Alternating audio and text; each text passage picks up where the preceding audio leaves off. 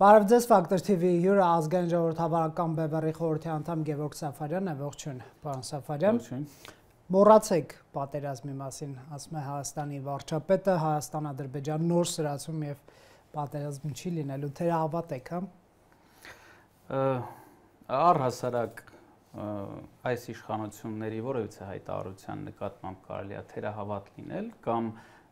այսպես ասենք ստի կանխավարկածով, այսինքն ինչ որ ասում են այս իշխանությունները սուտ է, քանի դեռ հակառակը ապացուցված չէ։ Ինչ վերաբերվում է պատերազմի վերաբերյալ նման անպատասխանատու եւ անհեթեթ հայտարարությունները, սրանք հանրությանը թուլացնելու եւ հակառակորդի առաջ թուլացնելու գործողություններ են, որոնք բերելու են տոտալ հետևանքների, ինչպես որ բերեցին։ Ես հիշեցնեմ, որ երբ որ այս իշխանությունը այս թիմը ստանձնեց իշխանությունը, մենք նրանց բազմիցս ասացինք, որ լինելու է պատերազմ։ Եվ նրանք իրենց բոլոր միջոցներով սկսեցին տարածել, որ Սասնա Ծռեր կուսակցությունը դա պատերազմի կուսակցություն է, եւ եթե նրանք գան իշխանության, ապա լինելու է պատերազմ։ Մենք իշխանության չեկանք, բայց պատերազմ եղավ։ Ինչու՞, որովհետեւ մենք ոչ թե ուզում էինք պատերազմ, այլ ի տարբերություն այս իշխանությունների մենք ունակ էինք իրականացնել վերլուծություն քաղաքական եւ հասկանալ, որ սպասում է պատերազմ։ Եվ մենք հորդորում ենք իշխանություններին հանրությանը պատրաստել պատերազմի, սակայն ի պատասխան սրա Նիկոլ Փաշինյանը հայտարարեց, որ նա հանրությանը պատրաստում է ոչ թե պատերազմի, այլ խաղաղության։ Եվ մենք տեսանք այդ խաղաղության պատրաստելու հետևանքները ինչ ծանր եղան եւ ինչ կորուստներով։ Պարոն Սաֆարյան, ներեցեք, որ ընդհատում եմ, բայց Փաշինյանը մի քանի արգումենտ է դնում, ասում է Հայաստան-Ադրբեջան սահմանազատման հանձնաժողովները կանոնադրություն են հաստատել, որը իրավական բարձրագույն արժեք ունի, ըստ որի նաև Հայաստան-Ադրբեջան ճանաչել են իրար տարածքային ամբողջականություն, ինքնիշխանությունը, սահմանների անխախտելիությունը, ուժի սպառնալիքի կիրառման անթույլատրելիությունը, Ալմաթայի հռչակագրով իրար սահմանները, այսինքն մենք իրարից տարածքային պահանջներ չունենք։ Պատերազմ ենք ինչի համար, եթե իրար տարածքային ինչպես են Հայաստանն ու Ադրբեջանը ճանաչել միմյանց տարածքները։ Դե ասում է սահմանազատման հանձնաժողովի այդ կանոնադրությունում նշված է, որ Ալմաթայի հռչակագրի հիման վրա են կանում սահմանազատումը, դա նշանակում է խորհրդային սահմանների հիման վրա, ինչքան էլ դուք դրա հետ համաձայն չլինեք որպես քաղաքական ուժ, չունեք իրարից տարածքային պահանջ մեծ արժեք։ Տվյալ հանձնաժողովները ընդհանրապես երկրի ղեկավարի երկրների ղեկավարների կողմից ստեղծված հանձնաժողովներ են, որոնք ըստ էության զբաղվում են դեմագոգիայով։ Ես պետք է հիշեցնեմ բոլորիս, որ դեմարկացիայով։ Ոչ, դեմագոգիայով են զբաղված։ Ես հիշեցնեմ բոլորիս, որ Ադրբեջանը սահմանադրական մակարդակով իրեն հայտարարել է առաջին հանրապետության իրավահաջորդ։ Եվ ըստ Ադրբեջանի պատկերացումների եւ հայտարարությունների առաջին հանրապետության մեջ մտնում է թե Սյունիքի մարզի բազմաթիվ տարածքներ, որոնք իրենք անվանում են Զանգեզուրի տարածք, թե ուրեմն Գեղարքունիքի հատվածի տարածքներ, հիշեցնեմ Ալիևի հայտարարությունը առայն, որ Վարդենիս մի անվանեք, դա Վարդենիս չէ, դա ադրբեջանական տարածք է, թուրքերեն անվանումը մոռացա դրա։ Եվ անվանեք այսպես ակնհայտորեն ասելով, որ դա Ադրբեջանն են, մենք տեսնում ենք, որ Ադրբեջանում պաշտոնական մակարդակով խոսում են արևմտյան Ադրբեջանի մասին, եւ այս ամենը նաեւ ամրագրված է Ադրբեջանի սահմանադրությամբ։ Դուք ճիշտ եք, բայց նաեւ նրանք Ալմաթայի հռչակագրով սահմանազատում անելու ըստ էության պարտավորություն են ստանձնել հռչակագրով ըստ էության նկատի ունեմ ԽՍՀՄ նախկին ադմինիստրատիվ սահմանները ճանաչելով պետական սահմաններ։ Դա այդպես չէ։ Պետությունը կարող է ստանձնել պարտականություն իր իրավակարգերով անցած պայմանագրերով։ Ինչ որ մի հանձնաժողով, որը որ ընդհանրապես ստեղծվել է նախագահի հրամանով, իրավասու չէ պետության անունից հանդես գալու։ Բայց նրանց արժան վավերացրել է այդ կանոնադրությունը։ Կարող է իրենց հակասում են, բան չեմ ասում, բայց ստորագրություն դրել են ամեն դեպքում այս կանոնադրության տակ։ Նայեք, կանոնադրությունը, որը այդ հանձնաժողովների աշխատանքի ինչ որ բնույթ է ենթադրում, չի կարող հակասել Ադրբեջանի սահմանադրությանը։ Քանի դեռ Ադրբեջանի սահմանադրությունը սահմանում է, որ ինքը առաջի հանրապետության իրավահաջորդն է, Ադրբեջանը չի կարող ճանաչել, իսկ եթե ճանաչեց Սովետական Հայաստանը, ապա այդ իսկ պահին տվյալ ճանաչումը կլինի ոչ իրավաչափ։ Այդ նույնը վերաբերվում է հենց Ալմաթայի հռչակագրի տակ դրված Ադրբեջանի ստորագրությանը։ Ադրբեջանի ղեկավարությունը իրավասու չէ կատարել գործողություններ, օրինակ ստորագրել ինչ-որ հռչակագիր, որը հակասում է Ադրբեջանի սահմանադրությանը։ Եվ այս մոտեցումը մենք լսեցինք հենց Ադրբեջանի արտգործնախարարի կողմից, ով հայտարարեց, որ չի կարող հայ-ադրբեջանական պայմանագրերը, եւ խոսքը գնում է այսպես կոչված խաղաղության պայմանագրի մասին, նա հայտարարեց, որ այդ պայմանագիրը չի կարող հակասել պետությունների սահմանադրությանը։ Այսինքն Ադրբեջանը շատ հստակ ձևակերպում է, որ այդ պայմանագիրը պետք է բխի Ադրբեջանի սահմանադրությունից եւ պահանջում, որ Հայաստանն էլ իր սահմանադրությունը փոխի։ Մի քիչ մենք շեղվեցինք իմ առաջին հարցից, հարցը այն էր, որ իրավական իմաստով մենք ամրագրել ենք, որ տարածքային պահանջներ իրարից չունենք եւ խաղաղության համաձայնագրի նախագծում էլ այդ ամրագրումը կլինի իրար տարածքային ամբողջականության ճանաչմամբ, հետեւաբար պատերազմի առիթ որևէ պատճառ չի կարող լինել։ Այս արգումենտը համոզիչ չի։ Միանշանակ ոչ, որովհետեւ մենք տեսնում ենք, որ Ադրբեջանը վարում է Հայաստանը կլանելու քաղաքականություն, ինչի մասին այլևս խոսեցի, այդ արևմտյան Ադրբեջան ձևակերպումները կատայև Հայաստանից պահանջները, որ Սյունիքի մարզ պետք է վերադառնան 100,000-ավոր ադրբեջանցիներ, այս ամենը խոսում է այն մասին, որ Ադրբեջանը չի պատրաստվում հանդուրժել, որ Հայաստանի Հանրապետությունը ըստ էության գոյություն ունենա։ Նույնը իհարկե նախ եւ առաջ վերաբերում է Թուրքիային։ Այսինքն Ադրբեջանը վարում է եւ սրան պետք է նաեւ միացնել այն ահռելի ռազմական ուրեմն ավելացումները, որ ունի Ադրբեջանը, եթե ժամանակին Ադրբեջանը հայտարարում էր, որ իր զինվելու նպատակը Արցախը ըստ իրեն վերադարձնելն է, իսկ իրականում օկուպացնելն է, ապա այսօր արդեն Արցախը ինքը օկուպացրել է։ Եվ հարցը առաջանում, ինչի է Ադրբեջանը իր ռազմական ծախսերը պահպանում եւ մի բան էլ ավելացնում, եւ ավելացնում նաեւ իր բնույթով։ Մենք այսօր տեսնում ենք, որ Ադրբեջանը անգամ ռազմավիացիան է զարգացնում խորը հարվածներ հասցնելու համար։ Ում է հասցնելու այդ խորը հարվածները։ Այսինքն մենք տեսնում ենք, որ Ադրբեջանը եւ հայտարարությունների մակարդակով, եւ իր սահմանադրության մակարդակով, եւ տարբեր արևմտյան Ադրբեջանի հանձնաժողովներ եւ կառավարություններ ստեղծելու մակարդակով ամեն բան անում է, որի հերահար նպատակները Հայաստանի Հանրապետության ամբողջական օկուպացիան է եւ թուրքական աշխարհի ստեղծումը։ Հայաստանի իշխանությունները փոխանակ այս ամենը տեսնելով նաեւ բացատրեն մեր եվրոպացի գործընկերներին, որ եթե Հայաստանը ընկավ եւ Թուրքիան բացեց իր համար այսպես կոչված թուրքական աշխարհի ճանապարհը, Թուրքիան ստանում է մի կողմից ինքը այս տարիների ընթացքում արևմուտքից ստացել է բազմաթիվ տեխնոլոգիաներ, մյուս կողմից ինքը ստանում է Ադրբեջանում, Թուրքմենստանում, Ղազախստանում առկա բնական ռեսուրսները։ Եվ այս երկուսի սիմբիոզը Թուրքիային դարձնելու է պատուհաս Եվրոպայի համար։ Փոխանակ մեր իշխանությունները Եվրոմիությանը, եվրոպական երկրներին սա ներկայացնեն եւ սրա դիմաց ստանան ահռելի աջակցություն, որպիսի թուրքական աշխարհի պատնեշը պահպանվի, այսինքն Հայաստանը։ Սրա փոխարեն Հայաստանի իշխանությունները այսպիսի հայտարարություններ են անում, որ որևիցե խնդիր չկա, որևիցե վտանգ չկա, ամեն ինչ լավ է, մինչև այն պահը, երբ որ Ադրբեջանը կանցնի Արցախ։ Պատերազմի պատճառ չկա, ըստ էության դա է։ Պատերազմի պատճառը Հայաստանի Հանրապետության գոյությունն է։ Թուրքիայի եւ Ադրբեջանի ծրագրերում ռազմավարության մեջ Հայաստանի Հանրապետության գոյություն չպետք է լինի։ Պարոն Սաֆարյան, եթե նույնիսկ մենք հասկանում ենք Ադրբեջանի ծրագիրը Հայաստանը ծնկի բերելու կամ զինաթափելու կամ որպես պետություն այսպես ոչ ֆունկցիոնալ դարձնելն է, մի քիչ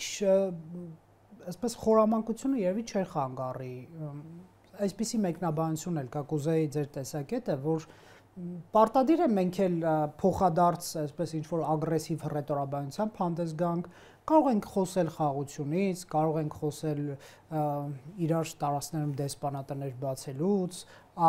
ապաշրջափակումից, տնտեսական համագործակցությունից, բայց դա ամենևին չի խանգարում, որ զինվենք, այսինքն պարտադիր չի ամեն օր Ադրբեջանի ատամները ջարդելու սպառնալիք հնչեցնել Երևանից, որ նրանք էլ ասեն, այ տեսեք ռևանշիստ հայերը չեն խերվել 20-23 թվականի պատերազմներից,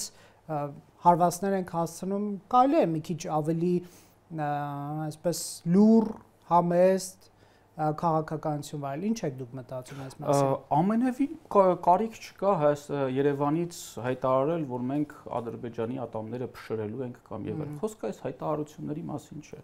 Մենք ոչ միայն պետք է հայտարարենք, որ մենք պատրաստ ենք Ադրբեջանի հետ վարել բանակցություններ, այլ ընդհակառակը մենք ավելին պիտի գնանք։ Մենք պիտի ասենք, որ այս բանակցությունները պետք է հիմնվեն միջազգային փաստաթղթերի վրա։ Մենք պետք է ասենք, որ այո, մենք կողմ ենք սահմանազատմանը եւ պետք է սեղանին դրվեն այն միջազգային փաստաթղթերը, որը ունի Հայաստանը, եւ այն միջազգային փաստաթղթերը, որը ունի Ադրբեջանը։ Մենք բազմիցս ենք ասել, որ Հայաստանը ունի ազգերի լիգայի կողմից կազմված Հայաստանի Հանրապետության քարտեզ, որը կարող է դրվել սեղանին։ Իդեպ քարտեզը պահպանվում է Միացյալ Ազգերի Կազմակերպության արխիվում փաստաթղթերի, այսինքն որևիցե խնդիր չկա ՄԱԿ-ից արխիվից հանելու քարտեզը։ Մենք կարող ենք դնել սեղանին եւ ասել, իսկ Ադրբեջանը ինչ է դնում սեղանին։ Ադրբեջանը ոչինչ չունի սեղանին դնելու։ Նա մաքսիմում կարող է հղում կատարել սովետական Ադրբեջանին, որից ինքը հրաժարվել է սահմանադրական մակարդակով։ Ադրբեջանը սահմանադրության մակարդակով հայտարարել է, որ Ադրբեջանի սովետականացումը հանդիսանում է օկուպացիա եւ Ադրբեջանը չի հանդիսանում սովետական Ադրբեջանի իրավարար։ Իսկ եթե մուսավաթական Ադրբեջանի քարտեզը դնի, Հայաստանի տարածքների մի մասը իր։ Այնց խնդիրը սրանում է, որ մենք առաջ քաշենք միջազգայինորեն ճանաչված փաստաթղթեր։ Մուսավաթական Ադրբեջանը դա ինքնահռչակ գոյակցություն էր, որին չէր ճանաչում միջազգային հանրությունը հենց այն պատճառով, որ ինքը նկարտումներ ուներ Հայաստանի Հանրապետության տարածքների նկատմամբ։ Իսկ ահա Հայաստանի Հանրապետության քարտեզը գծվեց ազգերի լիգայի կողմից։ Այսինքն մենք ունենք միջազգայինորեն ճանաչված փաստաթուղթ, որը պահպանվում է ՄԱԿ-ում, այսինքն ազգերի լիգայի իրավահաջորդի մոտ, Ադրբեջանը չունի այդպիսի փաստաթուղթ։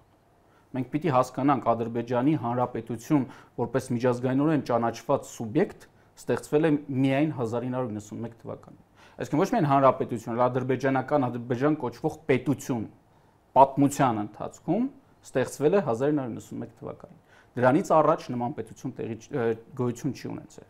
Իսկ մուսավաթական Ադրբեջանը դա ինքնահռչակ գոյակցություն էր, այլ ոչ թե միջազգային հարաբերությունների սուբյեկտ։ Դա պետություն էլ չէր։ Այ մենք պիտի առաջ քաշենք այն փաստաթղթերը, որը այն, այսպես ասած, կոզրները, որ մեր ձեռքում կան, եւ ասենք խնդրեմ եւ աշխարհին ասել, որ մենք ուզում ենք, այո, մենք ուզում ենք բանակցել եւ առաջ ենք քաշում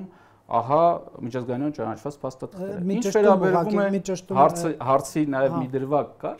ինչ վերաբերվում է այ մենք պետք չի հռետորաբանությունը անհեթեթ հռետորաբանության գնալ, բայց դրա հետ միասին վարել քաղաքականություն, օրինակ մեր պաշտպանությունը ապահովելու համար։ Բայց մենք տեսնում ենք, որ մեր պաշտպանությունը ապահովելու քաղաքականություն չի վարվում։ Եվ մենք տեսնում ենք, որ այդ հայտարարությունները, որ որևիցե խնդիր չկա, դրանք ձևական բնույթ չեն կրում, այլ իրոք հանրությանը խաբելու բնույթ են կրում։ Եվ դրա ապացույցներից մեկը այն էր, որ օրեր շարունակ Սյունիքի հատվածում կրակոցներ էին, եւ սրա մասին հայտարարությունները ոչ միայն պետական մարմինները չէին հաստատում, այլ իրենց բոլոր կապուղիներով սկսում էին մարդկանց մեղադրել, որ նրանք խուճապ են տարածում, սուտ են տարածում եւ այլն, մինչեւ որ բանը հասավ նրան, որ մարդկանց տների վրա կրակեցին եւ պաշտպանության նախարարությունը մի անատամ հայտարարություն արեց, որը եթե գրված չլներ ՀՀ պաշտպանության նախարարություն, մենք երևի կմտածեինք Ադրբեջանն է դա հայտարարել։ Այսինքն մենք տեսնում ենք, որ մեր պետությունը իրականում չի պատրաստում հանրությանը պատերազմի, իրականում պատրաստում է հանրությանը հակապատերազմի, այսինքն հանձնվելու եւ չի կատարում որևիցե գործողություն պաշտպանությունը բարելավելու ուղղությամբ։ Դուք անիրատեսական եք համարում, ոնց հասկացա, խաղաղության հաստատումը եւ խաղաղության համաձայնագրի ստորագրումը, եթե նույնիսկ Հայաստանի իշխանությունը ասում է, որ անկախության հռչակագրին հղումը նախաբանից պետք է հանվի, չէ, վարչապետը երեք ասեց, կամ ընդհանրապես նախաբան պետք է չլինի էլ, իմաստը որն է նախաբանի, ունենանք սահմանադրություն առանց նախաբանի եւ Ադրբեջանը չի էլ կարողանա ասել այդ տարածքային պահանջը ներկայացնում չեմ ստորագրում, սա 27-28 թվերին լինող սցենար չի, պարոն Սաֆարյան։ Նախ իրենք խոսում են այն մասին, որ հնարավոր է եւ 25 թվականին լինող սցենարն է, իշխանությունները նման ակնարկներ։ Դե հանրակրվե մի տեսակ բարդ է այս տարի հասկանան, որովհետեւ պետք է նախ գրեն այդ սահմանադրության նախագիծը, որը չկա։ Մենք տեսնում ենք, որ Ադրբեջանի բոլոր պահանջները իրականացվում են եւ եթե Ադրբեջանը այնտեղից մի քիչ ավելի ուժեղ գրմռա, համոզված եմ, որ իշխանությունները շատ արագ մի քանի կետով փոփոխություն կանեն սահմանադրությունում եւ կասեն այ խնդրեմ նայեք սա նոր սահմանադրություն է եւ ես կարծում եմ որ նաեւ հանրությանը խաբելու համար Վրաստանի օրինակով նրանք սահմանադրության մեջ կմտցնեն որ կետ կմտցնեն առայն որ Հայաստանը ձգտում է դառնալ Եվրոմիության անդամ Վրաստանը դա արեց այդ կետը մտցրեց սահմանադրության մեջ բայց մենք հետո տեսանք որ իշխանությունները հրաժարվեցին այդ ճանապարհից այսինքն հնարավոր է նաեւ սահմանադրական փոփոխությունների ընթացքում Ադրբեջանի պահանջները կատարելու նպատակով հայ ժողովրդին խաբեն, թե այս փոփոխությունների իրական բուն նպատակը դեպի Եվրոմիություն գնալն է։ Իսկ պարտադիր է խաբեն, կարող է եւ նա գրեն, ասենք ԵՄ գնալու թեմատիկա եւ անկախության հռչակագիրը հանեն կամ ընդհանրապես նախաբան։ Այսինքն չխաբեն, իրոք գրեն, գնալ չգնալը հետո դա չեմ կարող ասել։ Չէ, ես չեմ ասում խաբեն չգրեն։ Հա, չէ, ես նկատի ունեմ գրեն հռչակագրին հղումը եւ ընդհանրապես նախաբանը հանեն, ասեն սա է սիրելի ժողովուրդ։ Իմ ասածը հենց սա է։ Նրանք Ադրբեջանի հետեւյալն է։ Նրանք փոխում են սահմանադրությունը Ադրբեջանի պահանջները իրականացնելու եւ մեր իրավունքներից հրաժարվելու նպատակով, բայց հանրությանը ներկայացնում են, որ իրական նպատակը դեպի Եվրոպա գնալն է։ Սա խաբեություն է, կարծում եմ, որ այո։ Այսինքն Եվրոպայի քողի ներքո կատարեն ռուս-թուրքական պահանջները, ինչ վերաբերվում է առհասարակ այդ պահանջներին եւ սովետական Հայաստանի այս շարունակական ամրապնդմանը անկախության հռչակագրից իրականում ես ջատակովը չեմ այդ անկախության հռչակագրի, որովհետեւ անկախության հռչակագրի առաջին կետով հայտարարված է, որ մենք սովետական Հայաստանի իրավահաջորդ ենք եւ ես կարծում եմ, որ Հայաստանը պետք է փոխի իր անկախության հռչակագիրը եւ հրաժարվի առաջի կետից, ասելով, որ մենք առաջին եւ միակ հանրապետության իրավահաջորդն ենք։ Սակայն եթե ես ասում եմ, որ անկախության հռչակագիրը պետք է փոխվի, ապա Նիկոլ Փաշինյանը ասում է անկախության հռչակագիրը պետք է չեղարկվի։ Այսինքն այն փաստաթուղթը, որով ուղիղ այդպես չի ասում, ուղղակի սահմանադրության նախաբանում պետք է Նայեք, անկախության հռչակագիրը ինքնին իրավական ուժ չունի։ Այն հայտարարվել է կամ ընդունվել է մի պետության տեղական ինքնակառավարման մարմնի կողմից, որը այլևս գոյություն չունի։ Ոչ այդ պետությունը, ոչ էլ այդ տեղական ինքնակառավարման մարմինը։ Անկախության հռչակագրին իրավական ուժ տալիս է սահմանադրությունը, որովհետև փիլիսոփայությունը այն է, որ սահմանադրությունը, այսինքն հայ ժողովուրդը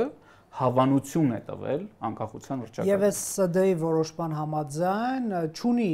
անկախության հռչակագրի ընդրույթներ, որ արտացոլված չեն օրենքներում սահմանադրության, իրավական ուժ չունեն, ասենք Հայաստանի Արցախի միավորման դրույթը։ Այո, բայց մենք պետք է հասկանանք, որ սահմանադրական դատարանը սահմանադրից բարձր իշխանություն չունի։ Եվ եթե անգամ նա քաղաքական իշխանությունների ենթակա լինելով կայացնում է նմանատիպ որոշումներ, դա չի նշանակում, որ սահմանադիրը, այն է հայ ժողովուրդը, պարտավոր է դրա այդ որոշումների ենթարկվել։ Հայ ժողովրդի իշխանությունը բացարձակ է Հայաստանի Հանրապետության տարածքում, այդ թվում բարձր է, քան սահմանադրական դատարանի իշխանությունն է։ Եվ եթե մենք այս իշխանությունների մոտեցմամբ առաջնորդվենք, ապա իշխանությունները ինչ են անում։ Կատարում են Ադրբեջանի բոլոր պահանջները, այդ թվում նաև սահմանադրության փոփոխման պահանջները, չեն ստանում դրա դիմաց ոչինչ։ Եվ եթե Արարատ Միրզոյանը հայտարարում է, թե մենք էլ մտահոգություն ունենք Ադրբեջանի սահմանադրության հետ կապված, որտեղ նշված է, որ Ադրբեջանը առաջին հանրապետության իրավահաջորդն է, սակայն սեղանի վրա չի դրվում այդ հարցը, այսինքն գոնե հայելային պահանջ լիներ։ Այսինքն Ադրբեջանը պահանջում է մենք սահմանադրությունը փոխենք, մենք էլ պահանջենք, որ Ադրբեջանը սահմանադրությունը փոխի։ Անկամ այդ հայելային պահանջը չկա, եւ Հայաստանի իշխանությունները կետ առ կետ, փուլ առ փուլ կատարում են Ադրբեջանի բոլոր պահանջները, ամեն պահանջ կատարելուց հետո մենք ավելի թուլանում ենք իրավական առումով, պաշտպանական առումով եւ քաղաքական առումով։ Ալիևը վերջերս ասում էր դա էլ արեք ու կստորագրենք խաղացան համաձայնագիրը, սահմանադրությունն էլ փոխեք, Մինսկի խմբի լուծարմանն էլ աջակցեն։ Լավ էր, չէ՞, ինչու՞մ իրոք այդ պահանջների ֆոնին։ Դա էլ արեք եւ ստորագրենք։ Նիկոլ Փաշինյանը ասաց ի պատասխան վերջերս, որ համաձայն են խաղացան համաձայնագիրը ստորագրելու օրը, նաեւ Մինսկի խմբի լուծարման դիմում գրեն եւ երկրորդ վարչապետի մեկնաբանությունը, ինչպես արդեն նշեցինք, Նա առաջարկում է հայ ժողովրդին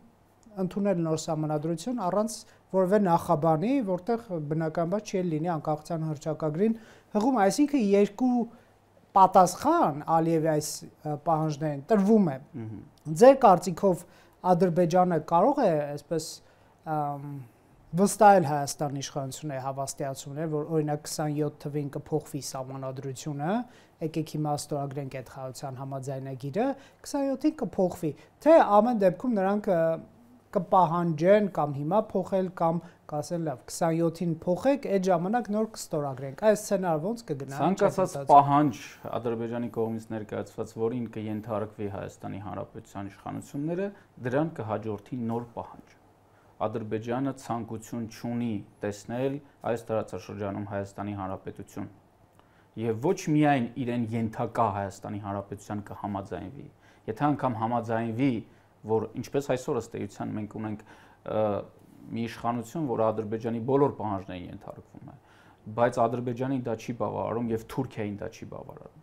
Մենք պետք է հասկանանք, որ թուրքական աշխարհ պրոյեկտը, որը Թուրքիան շատ տասնամյակներ շարունակ եւ 100 տարուց ավել ուրեմն նախագծում է, այդ պրոյեկտը 1 տարվա, 2 տարվա կամ 10 տարվա պրոյեկտ չէ։ Դա տասնամյակների պրոյեկտ է, որի վրա ծախսվելու են միլիարդավոր եւ հարյուրավոր միլիարդ դոլարներ։ Եվ Թուրքիան թույլ չի տա, որ այս ամբողջ պրոյեկտը կախված լինի ինչ որ մի փոքրիկ Հայաստանի իշխանությունների կամքից։ Այսինքն այսօրվա իշխանությունները ճանապարհը կտան, վաղվա իշխանությունները կփակեն։ Դրա համար պիտի գոյություն չունենա այս տարածաշրջանում Հայաստանի Հանրապետությունը։ Նրանք ուզում են գործարք կնքել հայ ժողովրդի հետ։ Ոչ, նրանք չեն ուզում, որ այստեղ հայ ժողովուրդ լինի։ Նրանք քրդերի օրինակով շատ լավ գիտեն, որ եթե անգամ պետականություն չկա,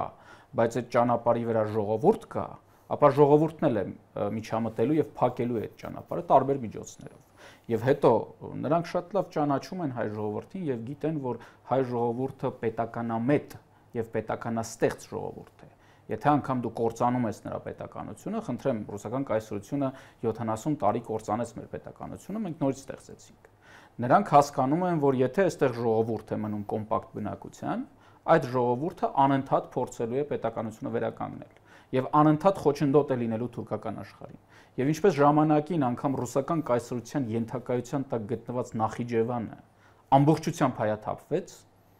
առանց մեկ կրակոցի, առանց որևիցե մեկին սպանելու, շատ փափուկ ուժի կիրառմամբ։ Նույն կերպ ամբողջ Հայաստանը հայաթափվելու է, հայերս ցրվելու ենք այս տարածքից եւ եզդիների, ասորիների եւ այլ պետականազուրկ ազգերի նման ցակ ու ցրիվ ապրենք ամբողջ աշխարհում։ Կարող եք սադրիչ որակել իմ այս հարցը, բայց եկեք մի քիչ միշտ կողմ եմ սադրիչ հարցերին։ Դա ավելի հետաքրքրացնում է զրույցը։ Եկեք մի քիչ այլ կողմից նայենք, հա։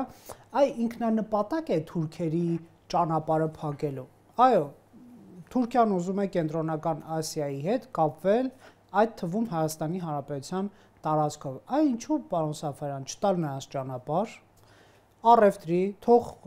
անցնեն մեր տարածքով, ինչպես մենք կարող ենք իրենց տարածքով անցնել դեպի Սևծով, այնտեղի նավահանգիստներից օգտվել, դեպի Եվրոպա բեռներ տանել, դեպի Սիրիա հումանիտար բեռներ տանել, առևտուր անել, գնալ, գալ,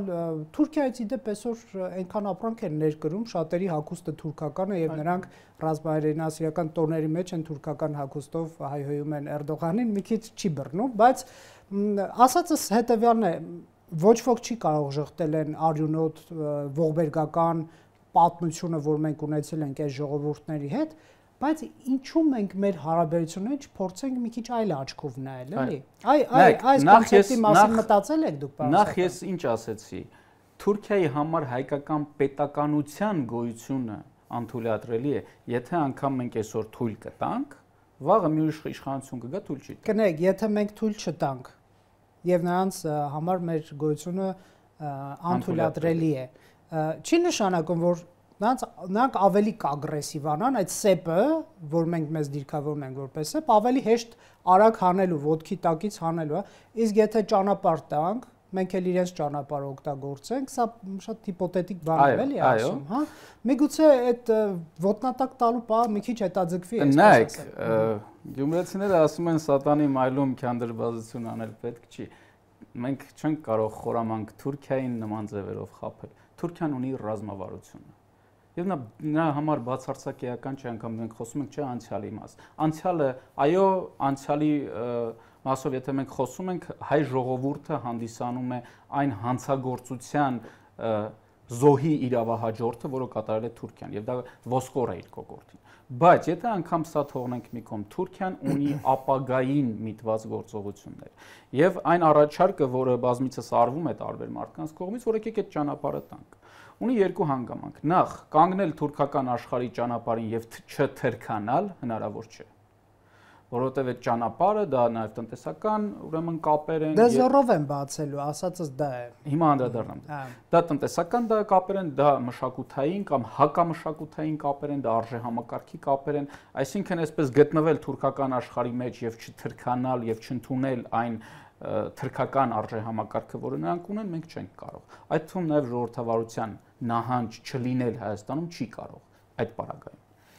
Երկրորդ հանգամանքը մենք պետք է հասկանանք, որ թուրքական աշխարհի եւ արևմտյան աշխարհի բախումը անխուսափելի է։ Եվ Թուրքիայի համար հենց թուրքական աշխարհ ստեղծելու առաջնային նպատակը դա Եվրոպայի հետ բախվելն է,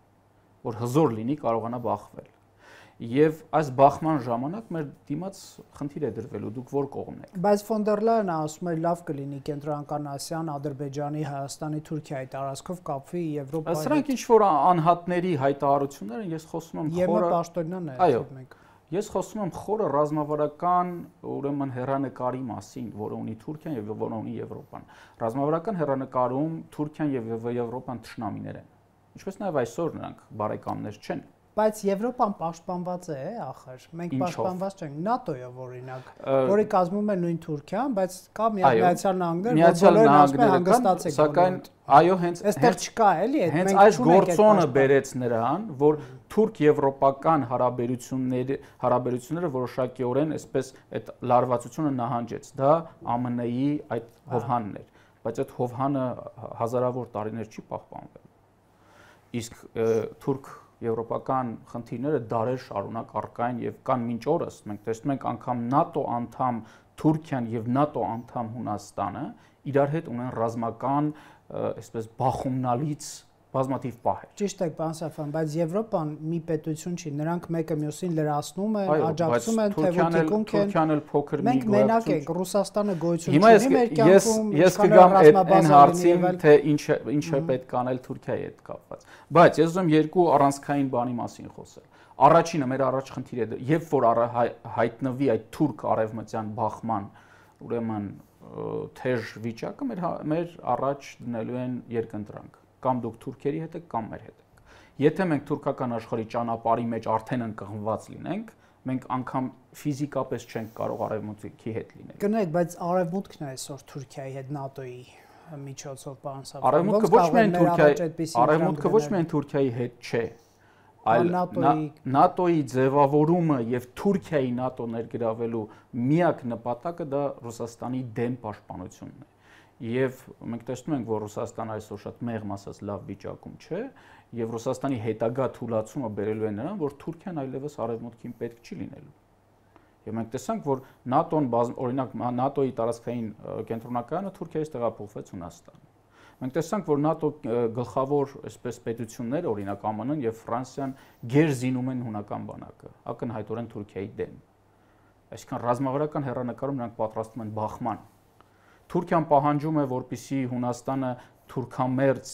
Թուրքիայի մոտ ուրեմն կղզիները չռազմականացնի, ակնհայտորեն նպատակ ունենալով այդ կղզիները գրավել։ Եթե արևմուտքը պատրաստվում է Թուրքիայի հետ բախման, մենք ինչու պատրաստվում ենք Թուրքիայի դեմ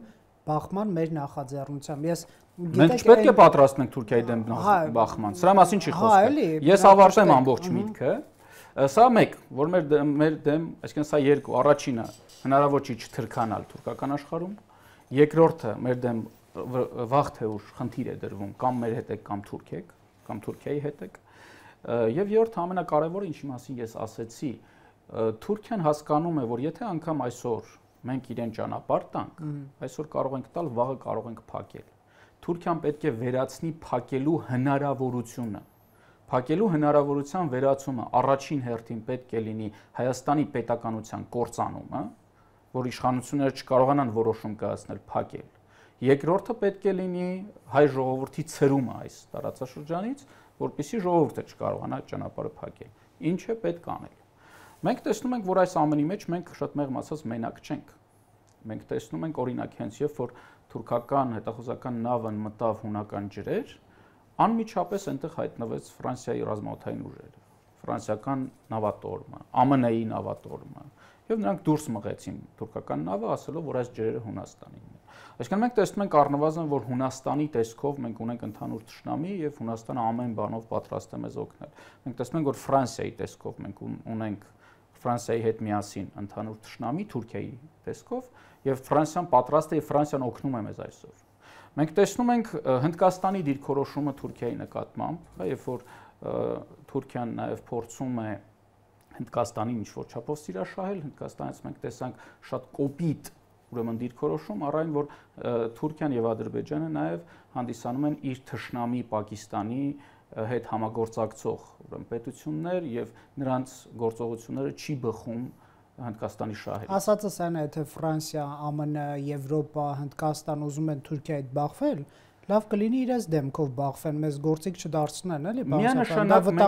միանշանակ մենք չպետք է թողնենք, որ որևիցե մեկը մեզ գործիք դարձնի։ Թող գնան բախվեն, մեզնից ընդհակառակը, մենք պիտի ասենք, որ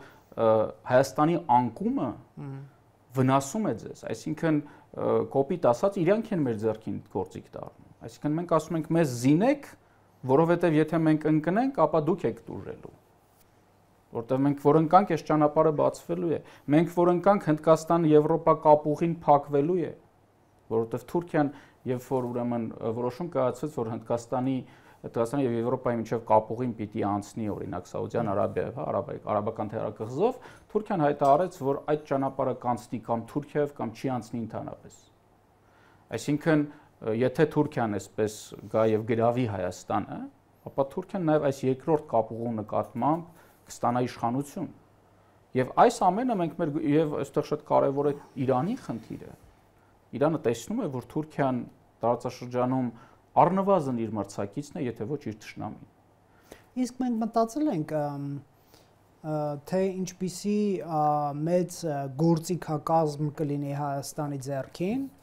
եթե մենք փոքրիկ 40 քանի կիլոմետր տարածքով ունենանք գործիք թուրքական աշխարհի կապի վրա, հա, այսինքն մենք ունենանք որոշակի վերահսկողություն, տեսեք Մեղրի այդ ճակերտավոր միջանցքի համար ինչ դաժան պայքար գնում, ռուսները հո միամիտ չեն, որ ուզում են այնտեղ զորք դնեն, նրանք գիտեն, չէ, որ թուրքական այդ մեծ աշխարհի կապի վրա են ուզում հենց իրենք նստել, Սուեզի նոր ջրանցքի վրա են ուզում նստել, իսկ եթե Հայաստանը բացի այդ սահմանները, ասի գնացեք եկեք ինձ հարստացրեք ձեր մաքսերով եւ այլ, ես հասկանում եմ մի քիչ շահադիտական է հնչում իմ այս մեկնաբանությունը եւ ավելի արժեքային կամ գաղափարական մարդիկ, իդեալիստները կարող են սա չընկալել, բայց ունենալ վերահսկողություն թուրքական աշխարհին կապող երթուղու վրա դա հեչ փոքր գործիք չի լինի, պարոն Սաֆարյան, Հայաստանի համար։ Եթե դու քո ունակություններով հավասար ես այն աշխարհին, որին դու կարող ես վերահսկել, Հայաստանը չի կարող վերահսկել թուրքական աշխարհին։ Հայաստանը կարող է կամ կուլ գնալ թուրքական աշխարհին։ Չէ, մենք մեր ճանապարհները վերահսկենք, կստացվի, որ ինչ որ մի հարցով կարող է մեզնից կարծիք հարցնել, ասածս դա է։ Այդտեղ շատ մեծ մի